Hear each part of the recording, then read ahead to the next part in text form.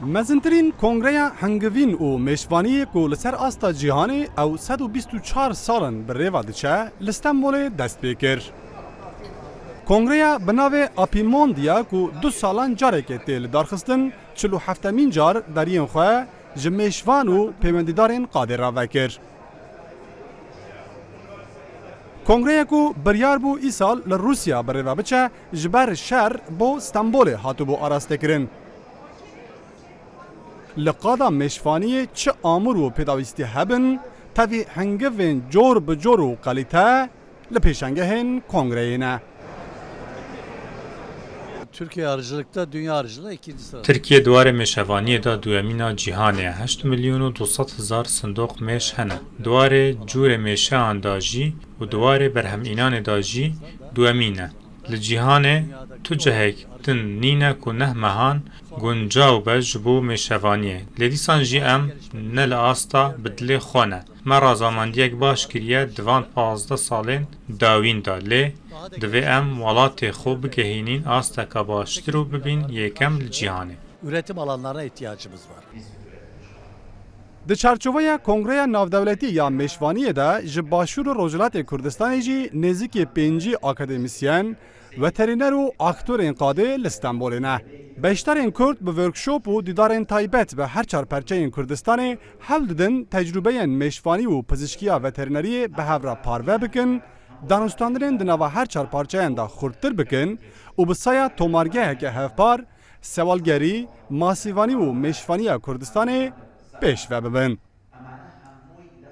خۆم خۆشحاڵ بووم لە بەشداربوون لێرە زانیاری ئاڵوگۆڕ کرا بەشداربووەکان هەنگداری بە ئەزمموی تیابوو و هەروەها کەسانێکی توێژینەوەی باشیش کرابوو هەروەکە زانن لە ئیستەنبوڵ لەم ڕۆژانە کنگرەی وەکو بڵێ جیهانی و عالەمی هەنگەوانیە ئێمەش بەش بە حاڵی خۆمان وەکو کورد هەردوانیەوە ڕۆوتارم هەیە ئیشەڵا لە داهاتووە پێشکەوتوترە بین و جێگە و پەنجە و بە زوانی ئینگلیسیەکان سیگنەچری باشترمانە بێ بە ناوی کوردەوە بۆ هەنگەوانی عالەمی و بۆ هەنگەوانی تایبەت بۆ کوردستان بەداخەوە ئەوەی کە لە کوردستان هەیە لە ڕووی گونجاوی کەشوها و ژینگە و کوڵ و ڕۆک و تەنانەت چارەسەر بە بەرهەمەکانی هەنگ لە کەم شوێنی تر هەیە بەڵام نەتوانراوە و بەرهێنانی جا بکرێت لەبەرەوەی ناوچەی زاگرۆس کە چەند بەشێکی کوردستان ئەگرێتەوە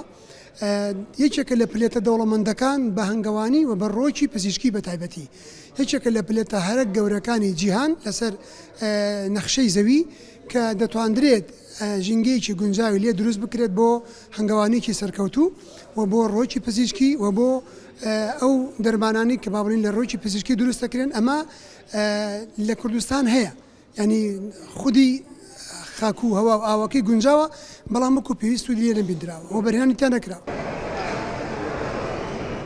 بۆ بەشتەریا vê کنگرەیەک و وەکە کنگرەیە هەری کەون یا جیهانê jî tê zanîn ji zêdeyê 5 welatan mêşvan akademîsyen û kesên pêwendîdar li Stenbolê ne. کنگرەیەک و wê 5 rojan berdewam bike dê mazûvaniya serlêdana zêdeyê 5,000 kesan jî bike. Tirkiye diwarê hengivîn û mêşvaniyê da gavên berfireh û mezin diavêje û qîmeta ku bi vê qadê tê dayîn jî di salên dawîn da her zêdetir dibe. Tirkiye diwarê berhemanîna hengiv, qelîteyê hengiv û corên mêşan da li cîhanê di rêza duduyan de ye û salane jî derdora 110,000 ton hengiv tê berhemanîn. Êdî li Tirkiye jî li tevahiya cîhanê jî qîmeteke zêdetir bi vê heywanê tê dayîn da ku ewa jî bi hezaran sale yek ji berhemên herî baş, herî xweş û herî bi tendurist berhem tîne. Ravîn Stêk, Rûdaw, Stenbol.